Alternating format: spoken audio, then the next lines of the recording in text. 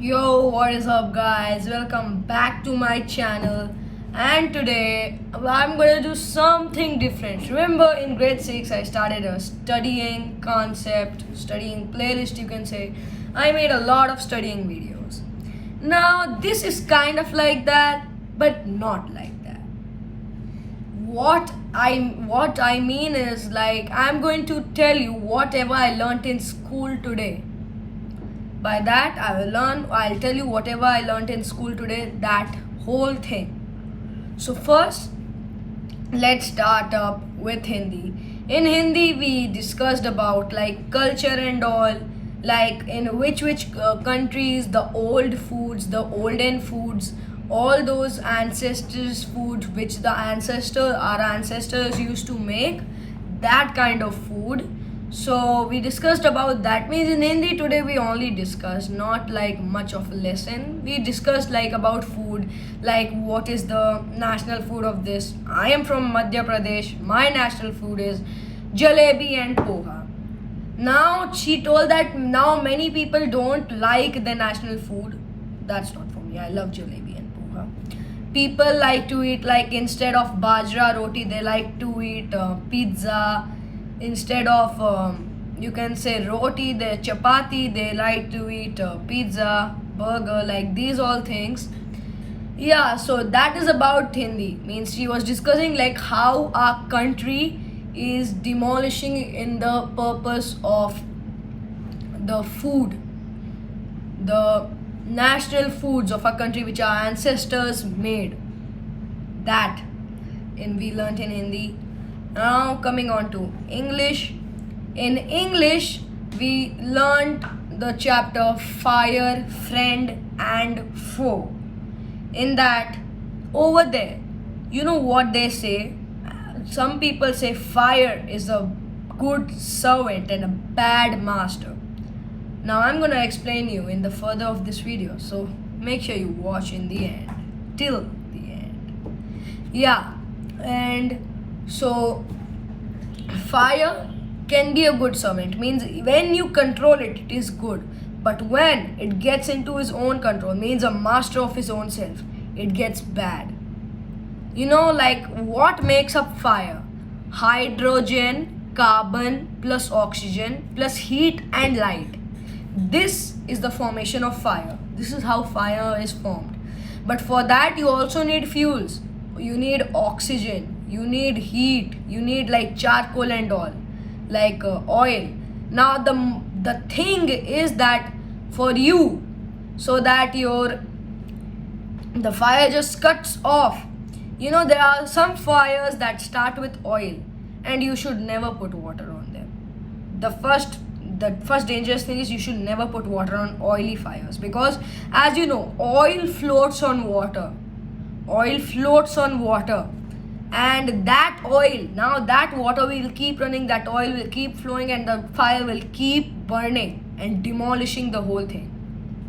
Like, you know, there's a flash point of each fire, or you can say kindling point. That flash point has a temperature, a certain temperature in which the fire burns. That certain temperature. So in that certain temperature, like a matchstick, you have to you have to light it with that matchbox in the side, that things comes. Now you just light it.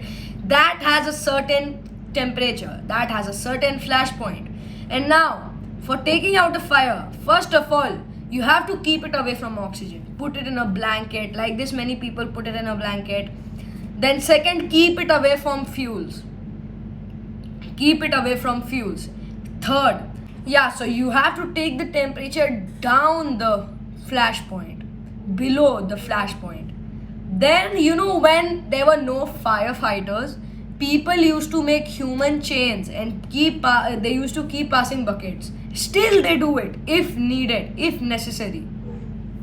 Then, you know, right now we have firefighters which are very nicely trained. They are skilled for these kind of movements, these kind, like a fire is on a building, you call the firefighters. You just don't make a human chain right now.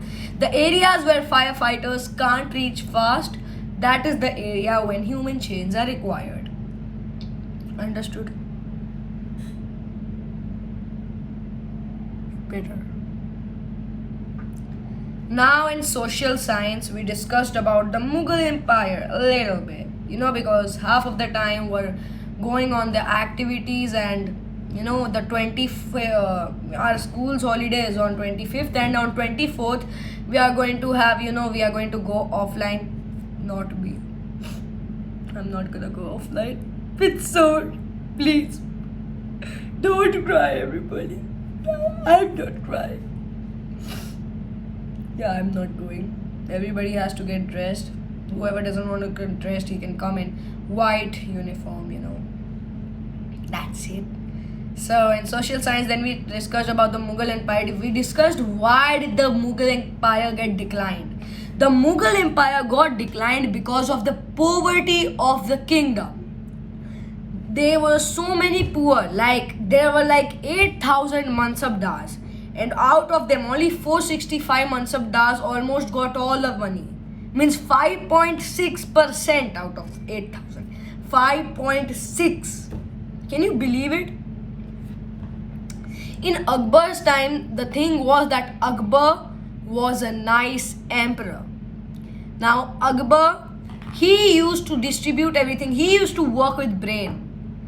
Aurangzeb, in the time of Akbar, he had no corruption in his kingdom. In the time of Aurangzeb, corruption. You see the corrupt over here, the corrupt over here, the action over here. Ooh, corruption. So yeah, that was about corruption. Yeah, so in Aurangzeb's time, that's why it declined. Plus, Aurangzeb, they did not give the artisans and the peasants who produce the things for them. They did not even give them for the produced item the right money. They used to make it less. Then these people started making their own dynasties, the peasants, artisans, all of these guys. That's why the Mughal Empire got declined. They got completely declined. Yeah. So then our last period right now was science. So in science we learned about transportation in plants and animals. See, basically we have a circulatory system. Our circulatory system consists 3 parts. First of all, the blood.